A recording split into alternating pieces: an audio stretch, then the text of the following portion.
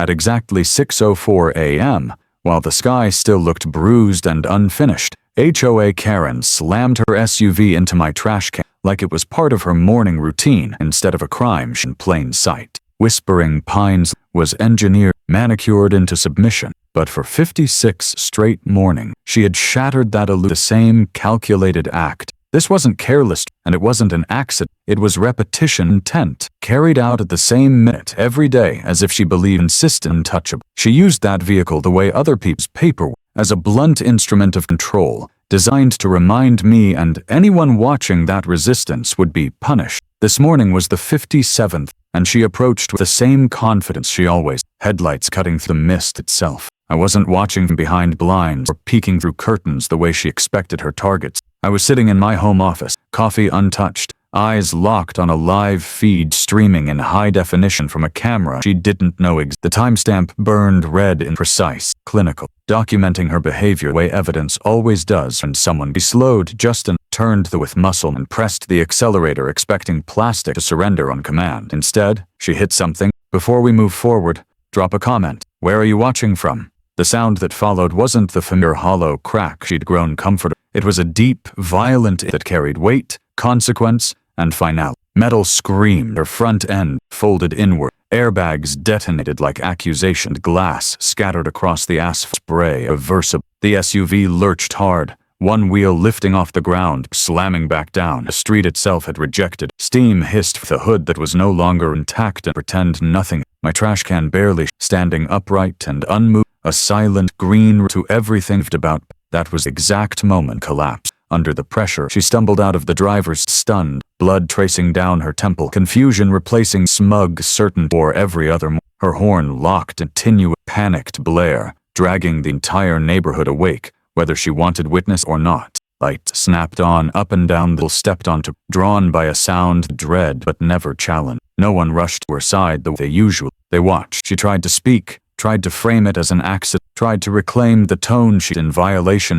but the words came out thin and Repetition doesn't disappear just because the outcome finally bites back, and everyone standing there knew this wasn't random. Accidents don't happen 57 mornings in a row at the exact same. Accidents don't target the same object, the same precision and consistency. Even the neighbors defended her in the past couldn't reconcile what they were seeing with excuses she was offering now. The image was too clean, too obvious, too public. I stayed exactly where I was, watching through the monitor. The illusion she'd lived inside began to fracture. This wasn't anger on my part, and it wasn't revenge. It was inevitability, playing out on schedule. She had mistaken silence for weakness, compliance for consent, and that mistake had shaped every decision up to. Each morning she struck that trash can. She had been reassuring her that the street still responded to her presence. She never considered that predictability is what turns to proof. She paced near the damaged front end of her SUV, phone already in, voice sharp as she called someone she could still her eyes kept scanning the house, searching for someone to step forward and restore the dynamic.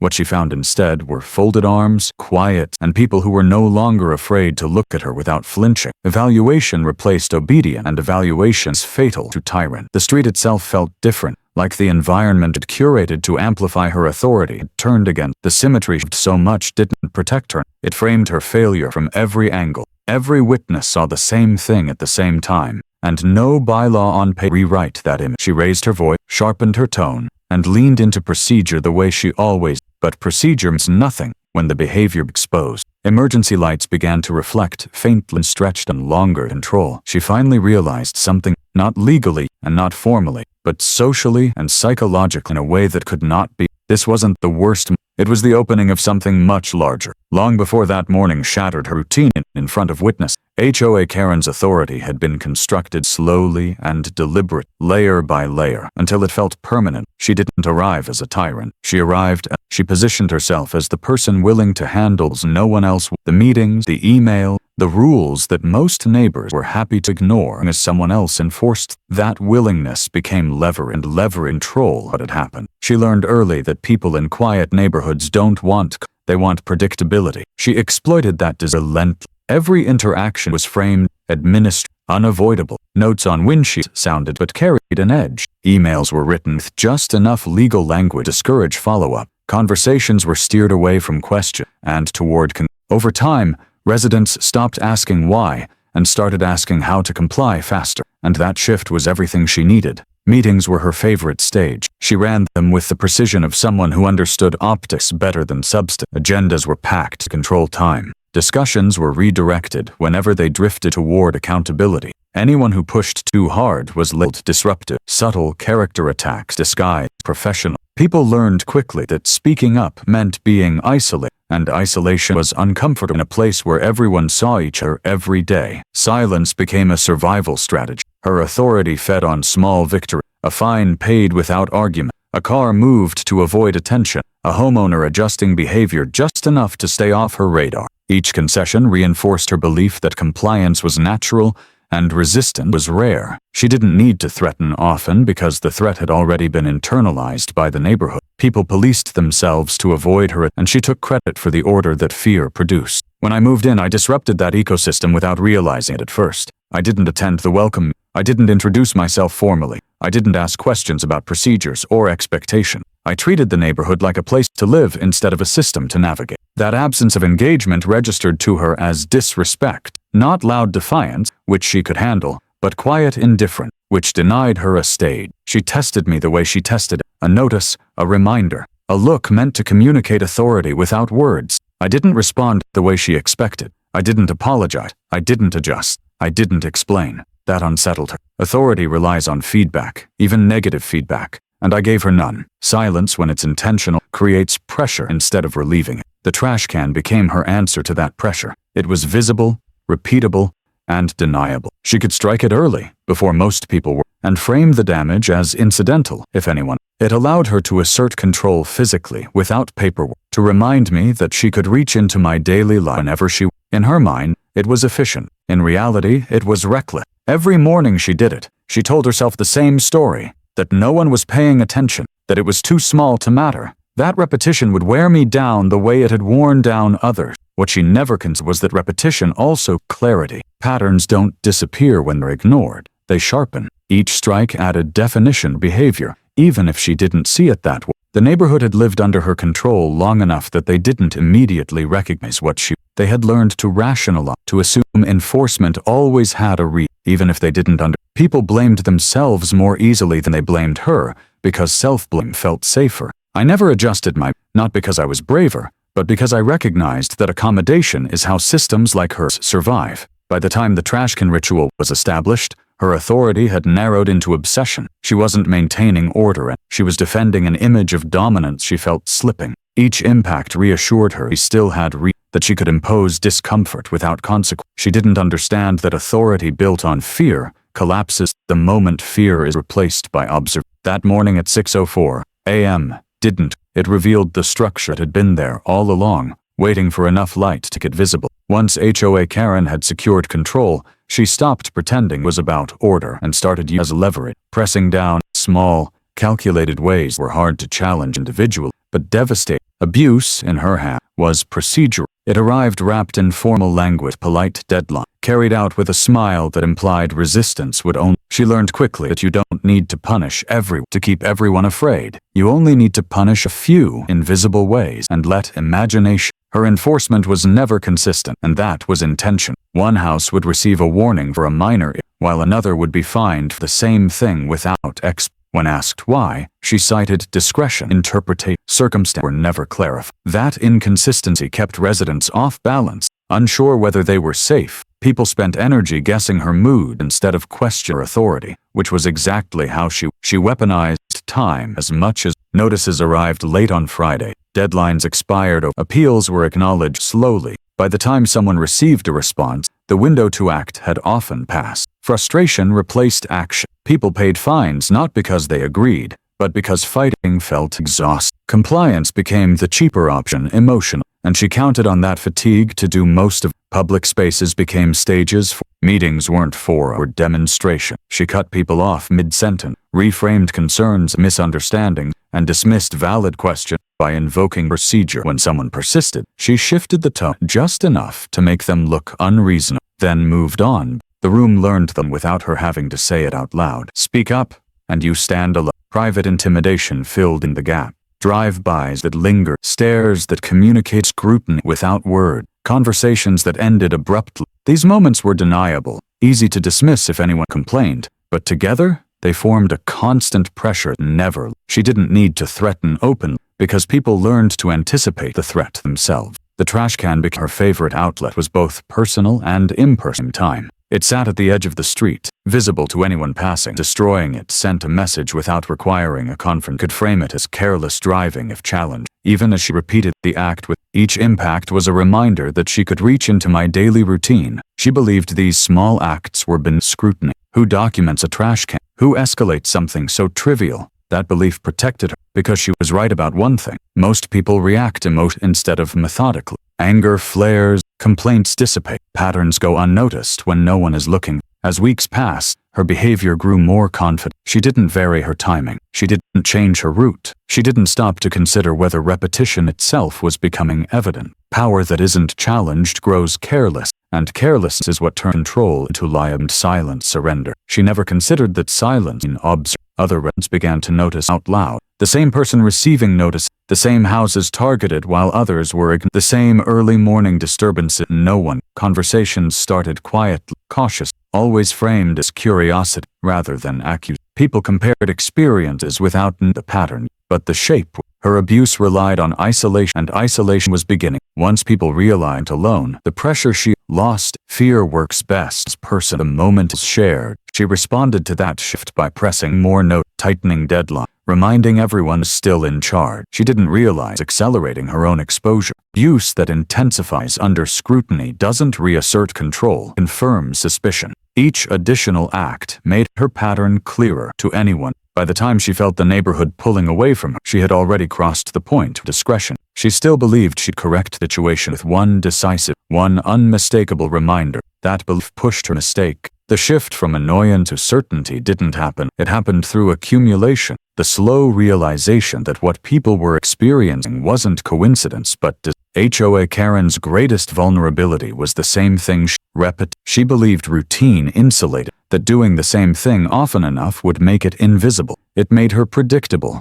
and predictability is the raw material evident. Every early morning disturbance began to line up with times matched, targets overlapped, excuses repeated. The same houses appeared in conversation again and again, always framed as bad luck at first, then as frustration, and finally as something harder to dismiss. Neighbors who had never compared notes before started doing it quietly, at mailbox, in driveway, during brief conversations that felt risky simply because they acknowledged a shared experience. Once those connections formed, the pattern stopped being abstract. I had already recognized the pattern long before they did, and I treated it the way I treat any system that claims authority without accountability. I document dates, times, behavior, no commentary, no interpretation, just fact so they could speak for themselves. I didn't need confrontation to move forward. Confrontation creates noise. Proof creates momentum. The trash can incidents became the spine of that record. Same minute, same approach, same outcome. 56 consecutive mornings where her vehicle crossed the same line with the intent.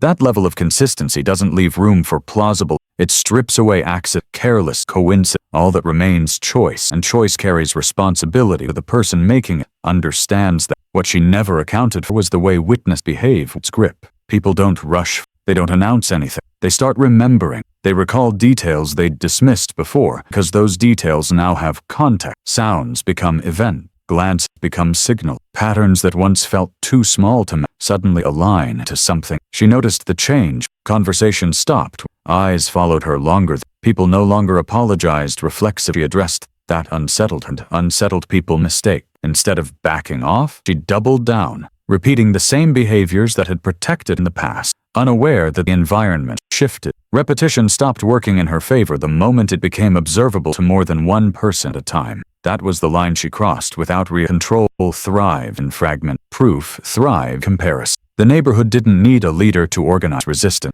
It only needed enough people to realize they were. The morning she hit the reinforced trash can wasn't just another data point. It was confirmation. It tied everything together in a way that couldn't be damage replaced deniability. Witness. Consequence. From that moment on, nothing she did could return. Could still issue. Could still invoke. But authority had already slipped past the point of recovery, because it no longer controlled them. The facts did, and facts don't respond to tone, intimidation, or that was the moment the situation stopped being manageable, not because of anger, not because of rebellion, but because once a pattern is proven, it doesn't unprove itself. Once the pattern was undeniable, the collapse didn't arrive with shouting or spectacle. It arrived with witness who no longer looked. HOA Karen was used to shrinking, to watching shoulders tighten and voices soften. After that the street stopped reacting. People didn't challenge her directly at first. Didn't need to. They simply stayed where they were and watched her struggle to reassert control over a situation no longer responded. She tried to regain footing. She spoke louder. She invoked rules more aggressively. She reminded people of consequences that suddenly felt theoretical instead of imminent. But authority loses when she found herself explaining everything. Each justifiably highlighted how much an assumption instead of legitimate. She talked, the clearer it became, as reacting instead of directing. The neighborhood absorbed the shift without celebration. No one announced a rebellion. No one formed a group. What changed? Posture. People stood straighter. She addressed. They asked clarifying questions instead of apologizing. They waited for answers instead of These were small behaviors, almost polite. But together they dismantled the fear depended on. Power built on intimidation cannot survive calm. She sensed and panicked. Panic doesn't look dramatic like her. It looks procedural, more noticeable, tighter deadline. Language sharpened just enough to sound urgent. She believed escalation would force compliance. What it did instead was firm intent. Every new action aligned perfect the pattern already visible, reinforcing the narrative. Conversations began happening in daylight, not whispered anymore, not coded. Neighbors compared experiences openly, without lowering their voices when she passed by. The trash can incident became a reference, not as a joke or a victory, but as proof that her had always. Once people had a shared example, they didn't need to speculate. They had something concrete, something she couldn't. She tried to isolate, cornering individuals, pulling them aside. The tactic failed. People listened, nodded, and walked away. Isolation requires fear to function, and fear had burned off. What replaced it? Resolve, quiet and unannounced, but solid. The street no longer bent around her. Public spaces turned. Meetings ended faster. Attendance thin. Questions went unanswered not because people were intimidated, but because they no longer cared. That indifference unsettled her more than confrontation ever. Control depends on engagement, even hostile engagement. Being stripped her of relevance. She began making visible, contradicting, enforcing rules unevenly in ways that were obvious instead of subtle, reacting emotionally when challenged instead of hiding behind. These moments chipped away at its soak. Authority isn't just about rules, it's about composure, and hers was. The public unraveling didn't end in a dramatic confrontation. It ended in silence. Her voice stopped. Her presence stopped altering. She still lived on still held the title she clung to, but the role had emptied out. People no longer adjusted their lives. By the time she realized the neighborhood had moved on without her permission, there was nothing left. Power doesn't vanish single moment. It drains away when what followed wasn't expected, loud, or personal. It was consequent forward without her consent. Systems don't need anger. They only need clarity. And once her behavior exposed, clarity came easily. Complaints that had once stalled now progressed. Records that had sat ignored were suddenly processed. She thought she controlled began moving around her instead of through her. She attempted to reinsert her, to slow things down but timing was no longer her side. Responses came back faster. She could redirect them. Questions were answered without her involvement. Decisions were made without consulting. For someone who had built her identity around being the gate king, bypassed a deeper humiliation challenged outright. Her presence at meetings became awkward. Rather, she spoke, and people listened politely. Proceeded. She hadn't. Authority doesn't disappear with an announcement. It erodes when participation becomes option. She still had a title, but it no longer carried gravity. It was just a word attached to a person no one feared. Documentation continued quietly. Patterns that had once been invisible were now impossible. Every notice, every action was logged. She had spent years teaching people how to comply with procedure, and now that same procedural awareness turned back on. She didn't know how to function without asymmetry. Attempts to intimidate failed completely. The looks, the pauses, the implied consequence lost their edge. People no longer adjusted their behavior in anticipation of her reaction. They waited to see what would actually happen. And when nothing did, her leverage evaporated further. Power requires, and belief had been replaced by pay. The reinforced trash can remained at the curb, unchanged, unremarkable, doing nothing except existing. It no longer needed to be struck to make its presence alone reminded her of the miscalculation that had exposed everything. She avoided it. She drove, eyes forward, pretending it wasn't there. Avoidance dominant. She began missing, arriving late, leaving. The neighborhood noticed, but didn't comment. Silence once heard, now worked against. Absence didn't create concern, it created relief. Things ran smoother without her interruption, without her constant correction. That realization settled heavily. Consequences don't need to theatrically be devastating. They only need to be permanent. Her influence faded, not because someone took it from her, but because no one needed it. What she had built through fear collapsed to irrelevant. By the time she understood that nothing she said could restore what she'd lost, the system had already moved. And systems that move on don't look back. The end didn't arrive with celebration, announcement, or speeches, because real end rarely. It arrived quietly, folded into disguised as normals, returning without asking. The street didn't change its schedule. Her fall. Trash still went out on the same days. Cars still left driveways at the same hours. Lawns were still cut, lights still turned off at night, and life continued without adjusting itself around one person's or expectation. That was the final he never.